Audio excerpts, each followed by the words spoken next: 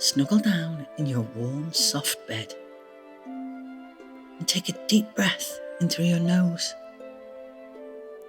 and slowly and gently breathe out through your mouth. Again, deep breath in and slowly and gently breathe out through your mouth. One more time, deep breath in and slowly and gently breathe out through your mouth. Now take a deep breath in, and as you do, raise your shoulders up as high as you can. And as you breathe out, let your shoulders drop back down again. One more time, deep breath in, and as you do, raise your shoulders up as high as you can. And as you breathe out, let your shoulders drop back down again. And relax. Now just bring your breathing back to its normal rhythm. Now imagine roots coming out from the soles of your feet, kind of like the roots of a tree. Now see those roots going deep down into the ground, as far down as you can get them to go, deep into the earth. And this is grounding you. It's making you feel very safe. Today, I'm going to tell you a story. And this is a story about a young puppy called Bert. Now, Bert is only 7 months old, but he's an Irish wolfhound. And because he's an Irish wolfhound, he is very, very big. So big, in fact, he's the size of a fully grown, large, very large, German Shepherd, probably even bigger. Now Bert lived with his mum, Sheila, and his dad, Frank. And they lived in a little cottage with a very large garden, so large it had its own meadow, its own forest, and it even had its own swimming pool. Yes, really, its own swimming pool. Well, actually, it was a large pond, but they liked it. Now this day, Bert came rushing out of his back door with his tail wagging furiously, kicking up the dirt as he ran. Bert was very happy this day, as he was going out all by himself to explore, and it was the first time his parents had let him out by himself, and he was so excited he was grinning from ear to ear. His mother called after him, saying, "Now don't you go too far, Bert. We don't want you getting lost." Bert shouted back that he wouldn't get lost, as he was 7 months old now and he knew what he was doing. Bert carried on running down the dusty path and on into the meadow. The meadow was his favourite place. He'd only ever been there with his parents before, so he was just giddy with pleasure to be out all by himself, all on his own. Bert ran into the most wonderful, colourful meadow where the birds were happily singing, and he could hear the bees buzzing lazily around the flowers.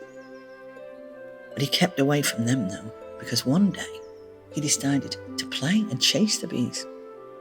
Well, the bees didn't like that, and one of them stung him. And that was the day Bert went to the vet's for the very first time. Some of the flowers in the meadow had shed some of their petals, and Bert thought that the dusty path now looked like a brightly coloured carpet of flowers. The colours were bright and vibrant, and it filled him with a sense of joy and happiness. He could also see the most wonderful red butterflies landing on the flowers looking for their lunch. And as Bert ran further into the meadow, he could see the old water fountain, the one made of marble, and he could see the water cascading down it like a beautiful waterfall. He decided to have a drink. After all, this running merrily was thirsty work indeed. After drinking the cool, clear water from the marble fountain, Bert carried on, walking this time instead of running. He'd calmed down now, and he began to sniff everything in sight. And sniff he did. He sniffed the flowers. He sniffed the long grass. He even sniffed the butterflies. And one of the butterflies landed on his nose and gently moved its wings. Bert tried to look at it, but it made his eyes go crossed, and he was very relieved when it flew off again.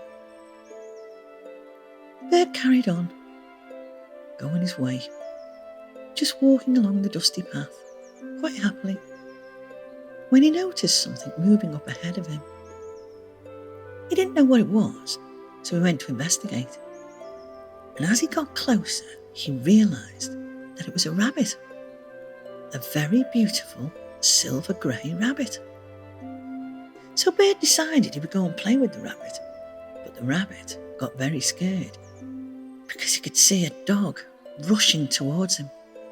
Well, you would get scared seeing a very large, lumbering giant of a dog rushing towards you with its ears flapping and showing its teeth with a big grin. I'd get a bit panicky. The little rabbit panicked and began to run as fast as he could to get away.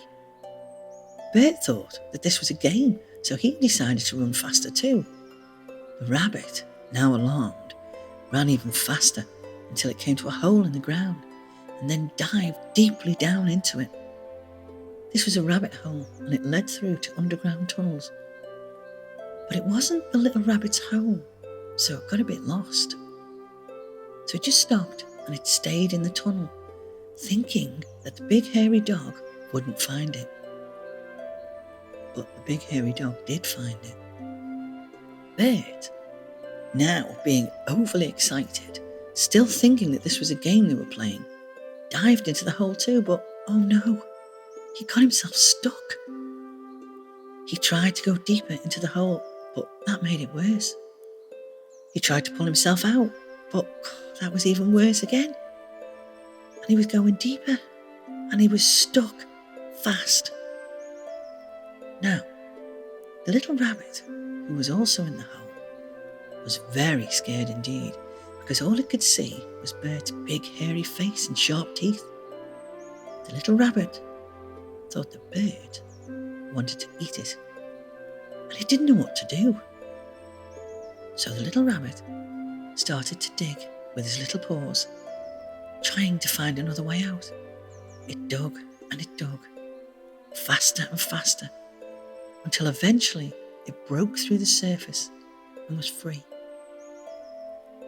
The little rabbit stood for a moment, wondering what to do, and then took a peek to see if the dog was still there. But what the little rabbit saw was an enormous hairy bottom with two hairy legs and a hairy tail that had stopped wagging now. The little rabbit then heard a whimper. It saw the big hairy dog trying to get out of the hole, but it couldn't. And the big hairy dog began to cry, and it sounded very scared.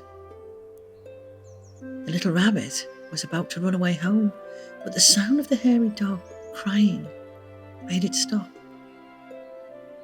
The hairy bottom and the hairy back legs then lay down with its tail no longer wagging.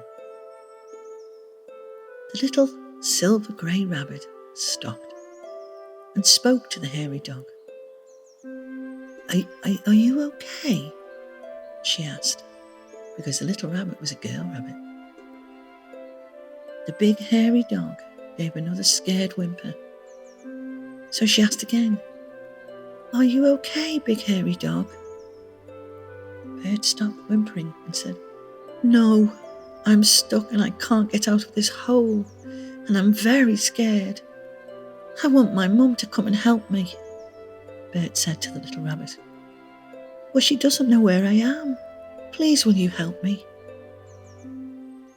The little rabbit thought for a moment and then said, But if I help you to get out of the hole, you will eat me. What? Said Bert.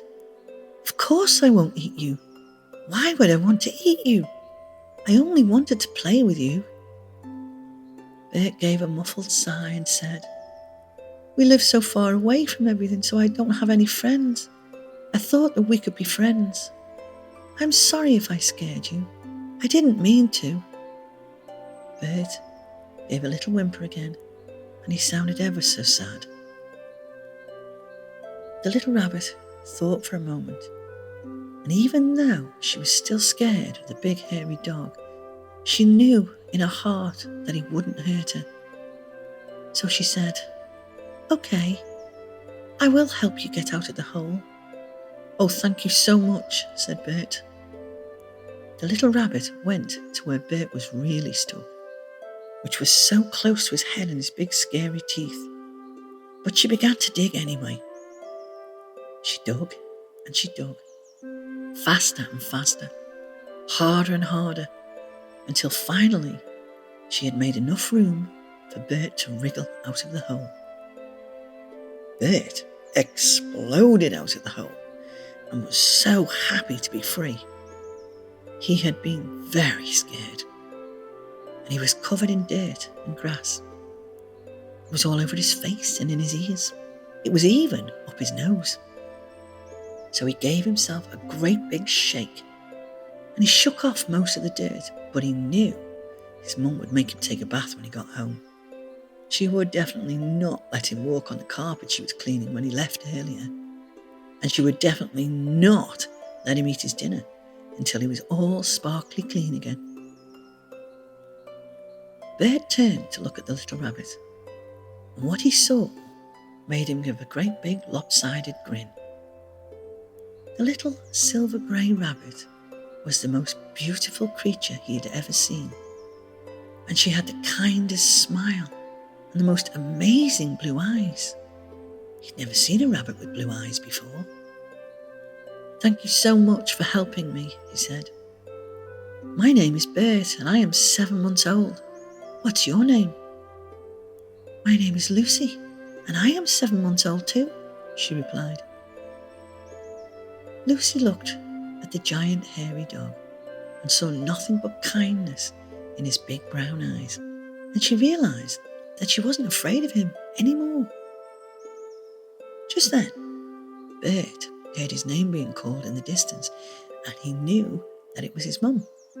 "I have to go now. My mum is calling for me, and oh boy, is she going to be mad that I am so dirty."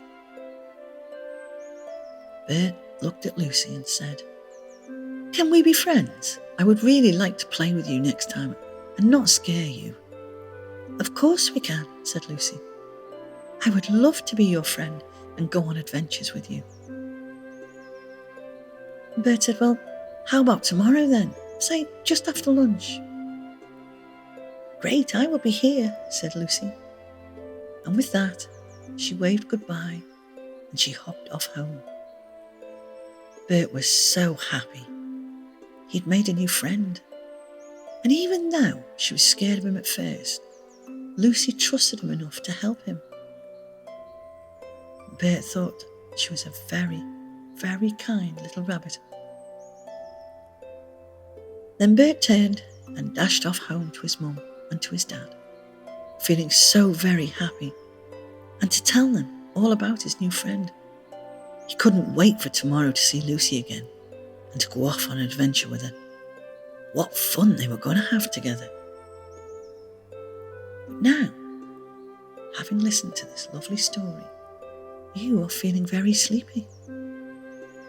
You are breathing calmly and peacefully as you begin to drift in a beautiful night's sleep. You feel so happy and so peaceful. And your body begins to fall asleep. And then so does your mind. And you feel a gentle wave of sleepiness starting at your feet. And you can feel your toes going to sleep. And it feels all warm and tingly and ever so soft. And you feel this soothing, gentle wave of sleepiness coming up your calves and your shins, through your knees and all the way up your thighs. And you realise your legs have already gone to sleep. And you feel so tired now, so sleepy, but so very happy. You just want to rest your eyes, rest your body.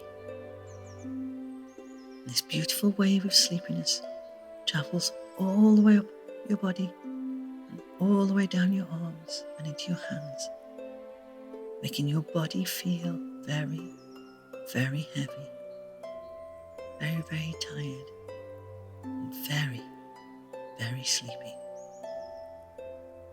And this gentle, warm wave of sleepiness travels up your face and over the top of your head and down the back of your neck. And you feel so tired now. Oh, give a yawn. You feel so sleepy. You feel very peaceful, so very relaxed. So very, very sleepy. Just want to sleep. But always remember, you are safe, you are loved, and you are protected. Always. Night, night.